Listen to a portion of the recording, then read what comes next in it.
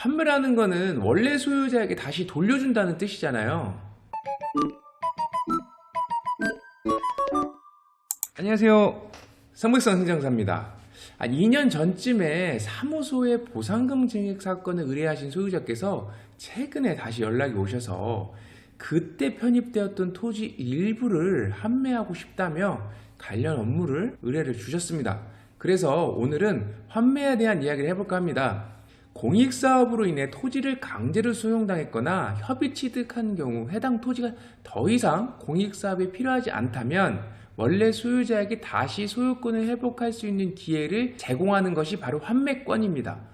그래서 이번 영상에서는 환매권의 개념과 법정 요건, 환매 금액의 산정 방법, 공익사업의 변환 등에 대해서 내용을 살펴보겠습니다. 그럼 먼저 환매권이란 뭐냐? 정의는 이렇게 되어 있습니다. 환매권이란 공익사업의 폐지 변경 또는 기타 사유로 인해 취득한 토지의 전부 또는 일부가 필요 없게 되거나 일정 기간 동안 해당 토지의 전부를 공익사업에 이용하지 않았을 때에 취득 당시의 토지 소유자 또는 그 포괄 승계인의 해당 토지를 다시 매수하여 원래 소유권을 회복할 수 있는 권리라고 되어 있습니다.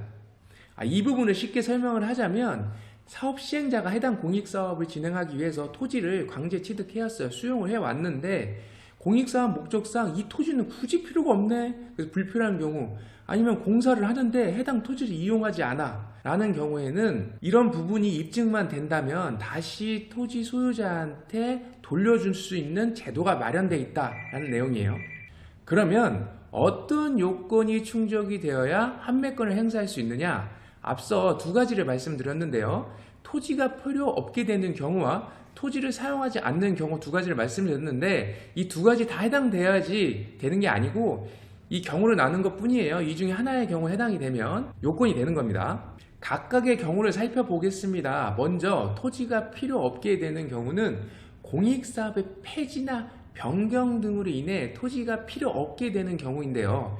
이 경우는 토지 소유자 또는 그 승계인에게 사업 폐지 또는 변경이 고실로부터 10년 이내에 보상금에 상당하는 금액을 지급하고 토지를 환매할 수 있습니다. 근데 여기서 그 변경이라고 했잖아요. 그 변경은 사업 시행자의 주관적인 의사가 아니고 객관적인 합리적으로 판단해서 폐지 또는 변경에 대한 거를 고시를 해야 됩니다.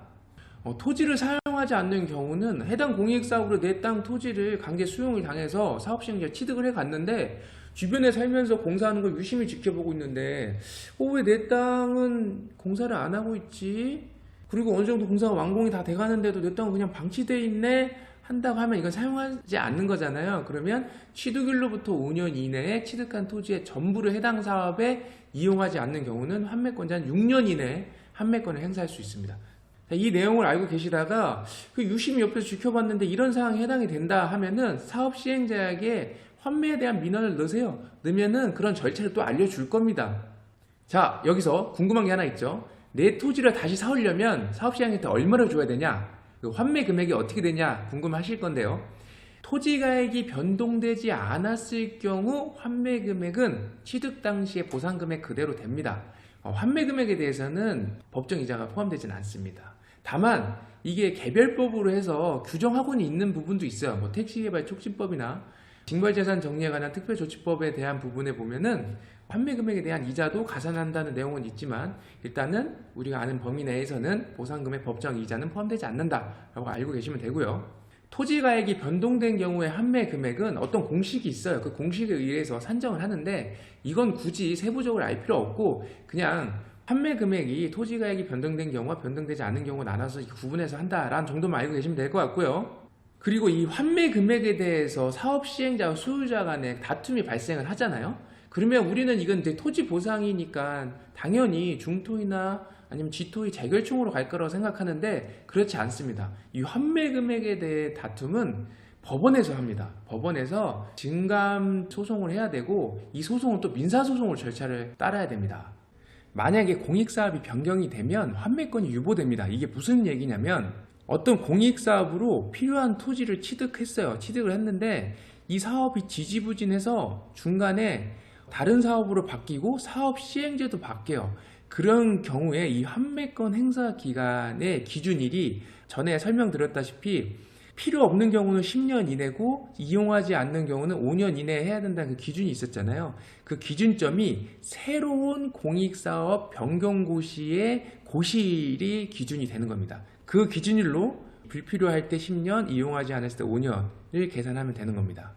에이, 공익사업이 어떻게 이렇게 확확 바뀌냐 궁금하시는 분들이 계시는데요. 저희 사무실 에피소드로 그런 경험이 있었어요. 일전에 그 어느 시에서 전통시장 부지를 조성한다고 해서 공익사업으로 해서 토지 일부를 매수를 했다가 이 사업을 진행하는데 지지부진했어요. 그러다가 여기가 LH에서 바톤을 받아서 택지 개발을 했어요. 그래갖고 이 사업이 한번 변환된 적이 있습니다. 이렇게 변화되는 경우가 있어요. 참고하시면 되겠습니다. 그래서 이렇게 공익사업이 변경이 되면 환매권자에게 통지를 해줘야 돼요. 뭐 통지는 우편을 보낼 수도 있고 고시를 할 수도 있습니다. 하여튼 여러 가지 방식으로 환매권자에게도 통지를 해줘야 되는 게 당연한 거겠죠. 환매 관련된 업무는 이제 극히 드물어요. 그런데 이런 관련된 부분을 또 알고 계셔야 나의 권리를 충분히 챙길 수 있을 거라 생각하고 내용을 준비했습니다. 그래서 이 환매권을 정확히 이해하고 법정 요건이 어떻게 되고 절차가 어떻게 되는지 좀 알고 계시고, 이렇게 해당이 된다고 하면 진짜 환매를 해서 토지를 다시 돌려받을 수 있는 거고요. 좀 어렵다 싶으면 저희한테 연락 주시면 저희가 또 도움을 드리겠습니다. 자, 제가 준비한 내용은 여기까지고요. 다음엔 좀 더 유익한 정보를 준비해서 찾아뵙겠습니다. 시청해 주셔서 감사합니다.